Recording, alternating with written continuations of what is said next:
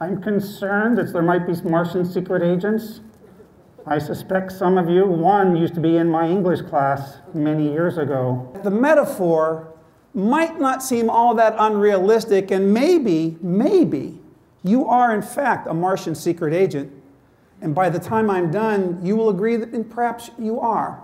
Martians have existed on this planet since our existence. They're a little bit more of an advanced society, and they're encouragers. There was a Martian in the background when Edison was trying to invent the light bulb, and they were there for Stonehenge, and they've been there for a lot of people. And they've been there sometimes you don't even know they're there. But they're the person behind you always saying, go get them, you can do this.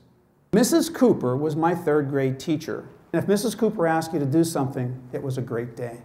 As I was writing, I heard a noise in the doorway.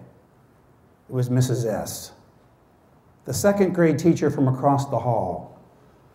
The mean teacher with big hair that didn't move. And she says, I told you to line up, you're going to the principal's office. And with that, she reached down and she grabbed me by my left shoulder.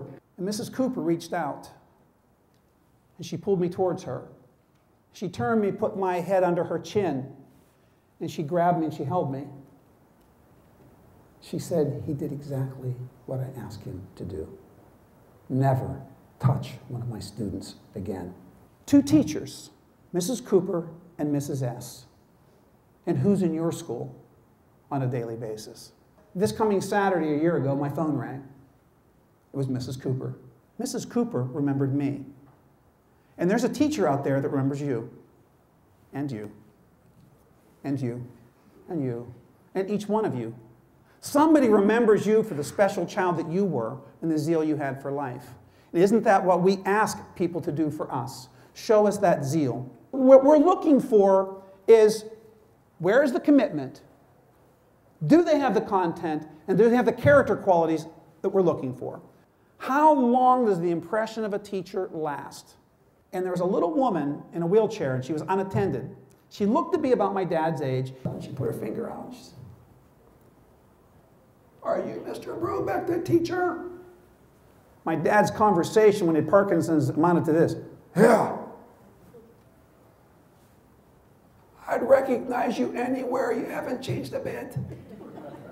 Now, I leaned down next to my dad and whispered, and said, Dad, you must have really looked bad when you were a teacher. This lady remembered his eyes. Who is going to remember the people you put into classrooms? Who's going to look into the eyes of a teacher 56 years later and say, I'll never forget your eyes?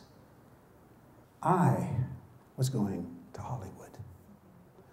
I was going to try out for the dating game. I tried out for the dating game. I went through 2 shows. To this day, because I don't think there's any film footage of it, tell you that my answer to the pizza question won the show. The problem is she thought Bachelor One said it. The consolation prize, I believe, was rescued from a Cracker Jack box. And what I learned that day is that Hollywood was an illusion. It's make-believe.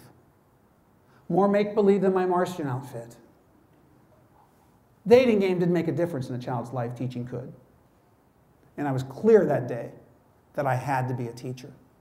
So what's really important? Where do you have to put your priorities? What comes first? What do you want? What's important? How can you make it happen? We have to remember that there's something in somebody's eyes that'll be remembered, so that the people we hire and the people we send out into the world understand the impact one person can have on another. So what are the key qualities to being a Martian secret agent? You have to be able to encourage people. You have to have commitment. You have to be a person of character. And you have to be a person who knows what he or she is doing. You have to have that content knowledge.